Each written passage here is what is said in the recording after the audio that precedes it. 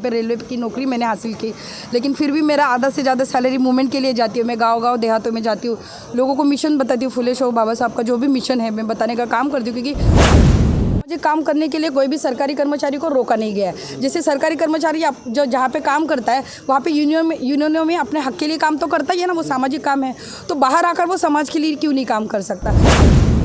BP Ashok sir जैसे बड़े अधिकारी काम कर रहे हैं मिशन के लिए, तो ऐसे कुछ लोगों के जो अधिकारी बाबा साहब के वजह से, आरक्षण की वजह से, संविधान की वजह से बड़े बड़े ओहदे पे तो गए हैं, लेकिन काम नहीं करना है, इसलिए कुछ तो डर है, लोग कुछ तो कहेंगे।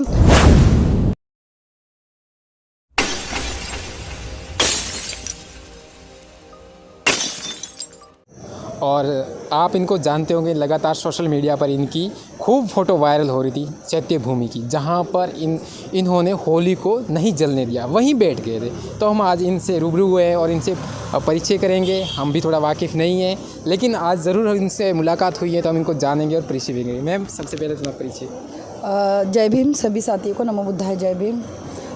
मेरा नाम जया बंसोड़े है, मैं born and bottom Maharashtra Mumbai से हूँ। बिल्कुल, आप महाराष्ट्र से आए हो, तो मतलब आपने ऐसा क्या फ़ैसला लिया जो होली को नहीं जलने दिया, बाकी के लोग भी नहीं देखा, सिर्फ आप अकेली लेडी थी वहाँ पर बैठी? ये कैसे होता है, ये विचारधारा जो बचपन से आपको सिखाई जाती है, जिस विचारधारा में आपका भरण पोषण होता है, तो मेरा भी जो लाइफ स्टाइल है, मेरे पिताजी अम्बेडकरी मूवमेंट में काम करते थे, अभी उस दुनिया में नहीं रहे।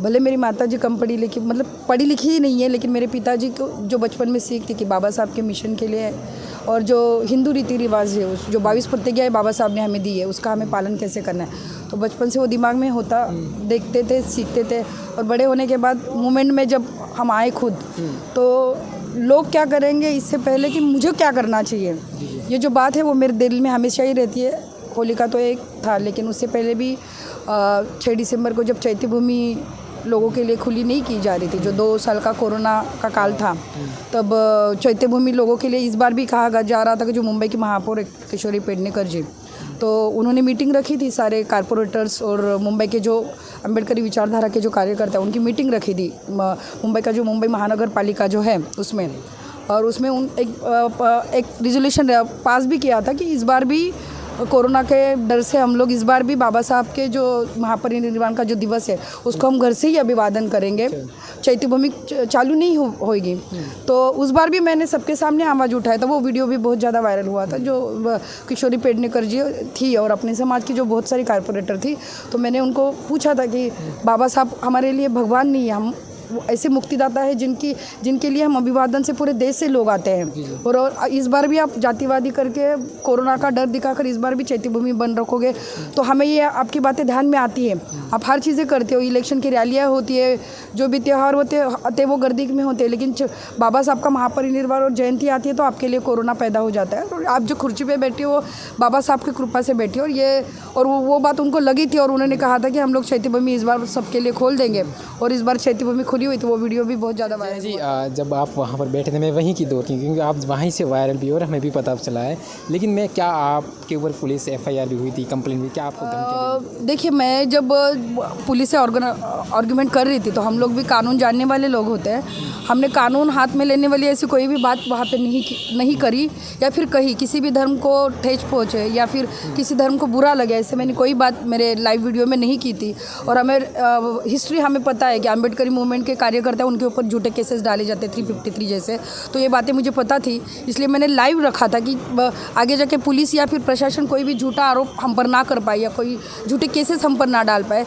इसलिए मैं जो पुलिसों से आर्ग्यूमेंट कर रही थी या फिर उनको बता रही थी, मुझे 1 मिनट भी नहीं लगता था वो होली का जो था वो साफ़ करने के लिए, वो कचरा साफ़ करने के लिए, ये बात मैंने पुलिस से भी कही, लेकिन मैंने कानून हाथ में ना लेते हुए कानून के तहत ही वो सारी चीज़ें की। इसलिए उन्होंने मुझे अरेस्ट तो किया, लेकिन वो मेरे ऊपर कोई केस नहीं कर पाया, क्योंकि जब उन्होंने मुझे अरेस्ट किया उसके बाद जो लाइव वीडियो था वो इतना वायरल हुआ कि चैत्य भूमि में मेरे अरेस्ट होने के बाद इतने सारे लोग जमा हो गए, इतने सारे हमारे समाज के जो लॉयर है, बड़े बड़े अधिकारी, उनके फ़ोन आने लगे, ACP DCP को प्रेशर आने लगे कि हमारी समाज की लड़की, उन्होंने ऐसा कुछ भी असंवैधानिक काम नहीं किया, तो मेरे ऊपर FIR नहीं कर पाए। मतलब अम्बेडकरवादी मूवमेंट वाले लोग आपके साथ काफ़ी जी एकदम डट के खड़े हो गए। शाम को बहुत ज़्यादा चैत्य भूमि भर गई, और अम्बेडकरवादी मूवमेंट के लोग, मुझे फ़ोन आने लगे, पुलिस को फ़ोन आने लगे, और वो प्रेशर और वकीलों की फ़ौज आके पुलिस स्टेशन में बैठ गई और वो मेरे ऊपर एफआईआर नहीं आपके लाइफ स्टाइल कैसा रहा, मतलब किस संघर्षों से जूझ कर मेरा लाइफस्टाइल जो है वो ज़मीन पर है, मतलब झुग्गी झोपड़ियों में जाकर कैडर लेना, मिशन बताना।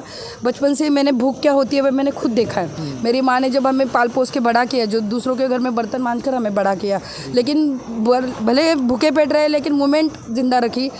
आधी रोटी खाई लेकिन पढ़ने पे ज़्यादा ये दिया। मैं खुद अच्छी पढ़ी लिखी हूँ, बीकॉम किया है, एलएलबी कर रही हूँ, रेलवे में नौकरी करती हूँ, अपने दम पे रेलवे की नौकरी मैंने हासिल की। लेकिन फिर भी मेरा आधा से ज़्यादा सैलरी मूवमेंट के लिए जाती है। मैं गांव देहातों में जाती हूँ, लोगों को मिशन बताती हूँ। फुले शोह बाबा साहब का जो भी मिशन है मैं बताने का काम करती हूँ, क्योंकि अगर मैं बाबा साहब को मेरा बाप बोलती हूँ तो उनकी बेटी अगर मैं खुद को समझती हूँ तो मेरे बाप का बच्चा जो काम है वो मुझे करना है। ऐसा मुझे लगता है कि लोग करे ना करे उसका मुझे कोई लेना देना, मैं करती रहती हूँ। कभी फ्रस्ट्रेट हो जाती हूँ कि लोग सुनते नहीं, लोग समझते नहीं, लेकिन फिर भी दूसरे दिन से वापस वो कारवा शुरू हो जाता है। जॉब करके घर की जिम्मेवारी संभाल के मैं शाम को मूवमेंट का काम में भी हो, फिर भी समाज के लिए इतना समर्पित हो। लेकिन अब बहुत देखा जाता है, लेकिन 90% कह सकते हैं जो सरकारी नौकरी वाले होते हैं वो थोड़ा इनसे डरते भी हैं, कहीं वीडियो वायरल ना हो जाए, कहीं फ़ोटो ना वायरल हो जाए, नहीं तो हमें सरकार से नौकरी से निकाल देंगे। तो आप में इतनी हिम्मत तो है, आपने इतने किया, लेकिन क्या ऐसा और लोग क्यों नहीं कर सकते, इतने महिलाओं खास तौर से? होता है। अभी हम थोड़ी देर में जो जयंती के प्रोग्राम में खड़े थे, जब भी गौतम सर जी ने एक बात कही कि हमारे पास ताकत है, हमारे पास हौसला है, हमारे पास सारी चीज़ें हम कर सकते हैं, लेकिन हमारी नीयत साफ नहीं है। हमारे समाज के जो अधिकारी वर्ग है, जो समाज में उच्च बड़े बड़े पदों पर है, तो कुछ लोग तो है बाबा उसमें, जैसे अभी प्रथम सर, लक्ष्मीचंद सर जैसे लोग काम कर रहे हैं, बीपी अशोक सर जैसे बड़े अधिकारी काम कर रहे हैं मिशन के लिए।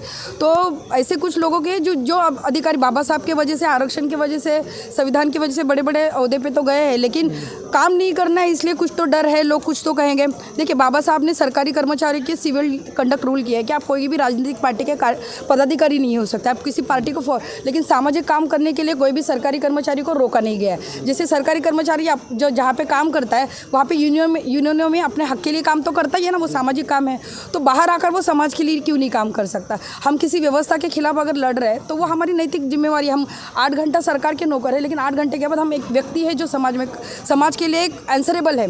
पे बैक टू सोसाइटी है हमारा परम कर्तव्य है, जो हमें करना चाहिए। मान्यवर का हाँ, वो नहीं कर पा रहे, वो समझ नहीं पा रहे। उनको पता नहीं कि नौकरी हम अपने दम पे लिए, किन के दम पे? हाँ, उनको दम हम देखिए कैसे भरा हुआ पेट इंसान को अपनी असलियत से दूर कर देता है। हमारे समाज के जो लोग हैं, जिनके पास गाड़ी आ गई, अच्छी घर रहने के लिए आ गए, वो खुद को क्या बोल रहे कि मैं मेरी मेहनत से पढ़ा, मैं मेरी मेहनत से नौकरी पे लगा। लेकिन ये दो बीच में जो बात है, जो अगर ये नहीं हो पाता, बाबा साहब अगर आरक्षण नहीं देते, बाबा साहब अगर तुमको संविधान के माध्यम से जो अधिकार नहीं दे पाते, तो आप ये पढ़ पाते क्या? आप आरक्षण के माध्यम से नौकरियां ले पाते क्या? ये बात हमारे समाज के लोग भूल गए, इसलिए वो समाज में काम नहीं करते। उनकी नीयत ठीक नहीं, मैं क्लियर बोलती हूँ, नीयत ठीक। हमारे साथ है जया जी, इनको महाराष्ट्र जाना है, लेट भी हो रहे हैं, इन्होंने हमारे टाइम दिया, शुक्रिया।